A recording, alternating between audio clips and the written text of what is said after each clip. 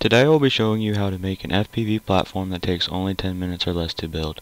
I came up with this plane in order for me to be able to have an airplane that is quick, reliable, and able to do many tricks with a decent amount of flight time. Just recently I've decided to put FPV gear on it, and to my surprise had a decent, usually vibration-free FPV platform for cheap. I built this aircraft with $2 worth of foam board as well as other supplies. So before we get started, one thing I want to mention about this video is that the audio is narrated. I chose to narrate this because I kept forgetting to turn my microphone on, and my camera kept picking up all of the background noise. So basically what we're going to do first here, as you can see, we're going to mark the first measurements, which is 14 inches on the left, in from the left, and 14 inches in from the right. And you'll do the exact same thing on the other side. So you measure in from the left 14 inches and in from the right 14 inches. So now both sides should be exactly the same.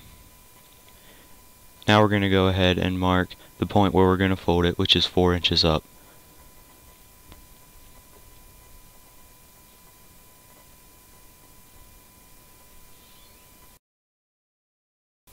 And now we're going to do the exact same thing on the other side, 4 inches up. So now we got 14 inches in from the right and 14 inches in from the left, and 4 inches up from both sides. This is the beginning of our airframe. Now we can go ahead and connect the marks we made by simply drawing a line between them. And do the same thing on the other side. So now, as you can see, our wing is starting to make its shape before we make the fold. Now what we can do is we can roll the whole thing in tape. You can do strip by strip, vertically or horizontally, it doesn't really matter. But you can also do color tape, and if you choose to do color tape, then you need to remake the marks on top of the tape so that you know where to make the fold. Now we're going to start forming the elevons. In order to do this, we need to mark 1 inch and 3/4 up from the bottom, as you can see. And then we can do the same exact thing on the other side.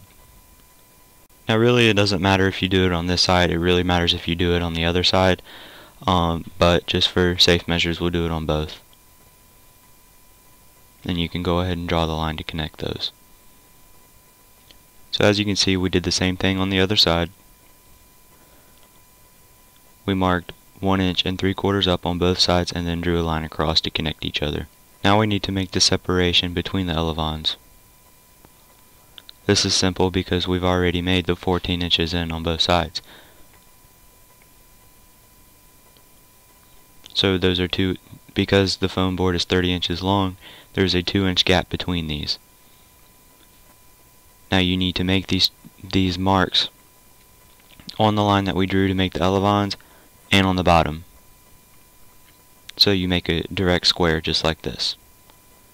2 inch by 2 inch by 2 inch. Or 1 3/4 inch by 2 inch.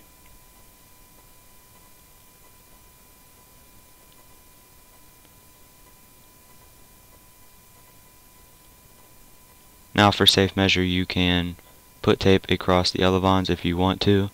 I usually rely on the paper. So now we are to the point where we can cut and make the fold of the aircraft.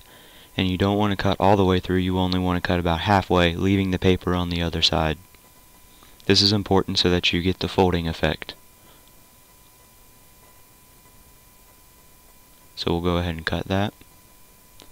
Go ahead and cut the other side.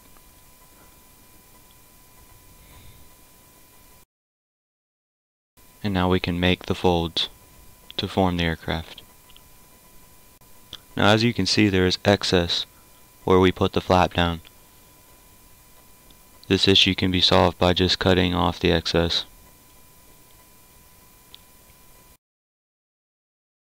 You can go ahead and remove that. And now you're able to fold it down and your airframe is practically complete. We can now go ahead and cut out the square that we made earlier.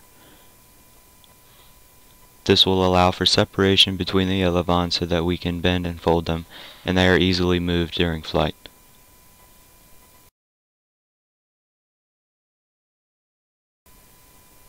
Now we're going to cut the elevon slot so that we are able to fold them and connect them to our servos. You don't want to cut all the way through, only some. If you do accidentally cut all the way through, then you can repair this by using tape on the other side as a hinge. Now that we have those moving, we'll go ahead and flip it over, and you can see our airframe is almost pretty much complete. We just have to add the vertical stabilizer. Now we're going to go ahead and cut the angle so that we can fold our flaps down, our elevons.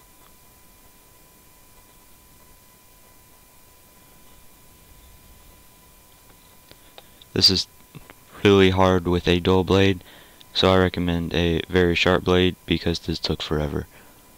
So I'll go ahead and fast forward because it took a really long time.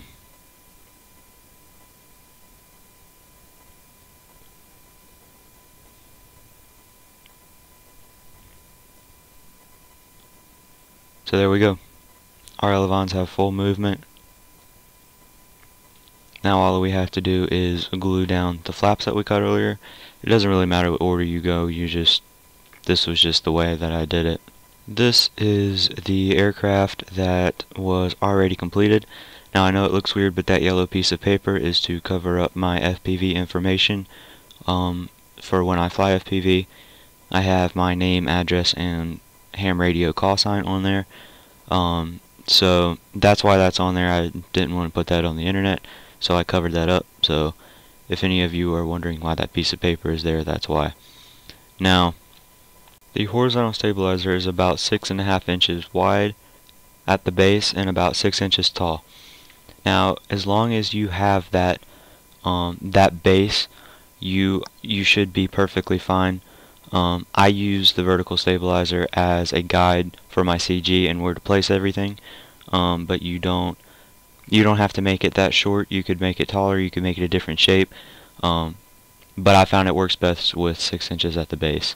So I have a 2200 kV AXN replacement motor. I found it really good performance. It has unlimited vertical with this setup, a 2200 milliamp 3-cell, 30 amp ESC, and as you can see, I've also rigged it for FPV gear. This is a 250 milliwatt video transmitter, and then I have my camera up there on the tail. I found for best picture and less vibrations, putting the camera up there on the tail provides really great results, especially if your prop is balanced and your motor mount is built well. Servos, as long as you get decent movement, it flies great. I'm not going to go into exponential and stuff like that simply because it really doesn't need it. You can get it flying any way you want to, basically from any movement you have. It does not take much movement to fly this aircraft. So as long as you have some movement, you can adjust from there to what you need. So it's really messy. You can make it probably more organized if you weren't me, but I kind of just threw this together as a school project because I had to do a speech on it, so that's why it looks all messy.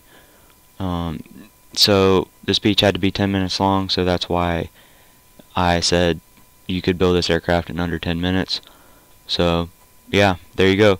The CG, as I am measuring here, is about 9 inches in from the nose.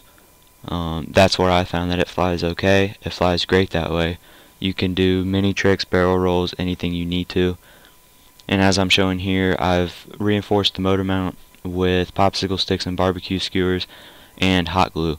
All of these three things work great with this. As long as you get the CG right, it should fly fine.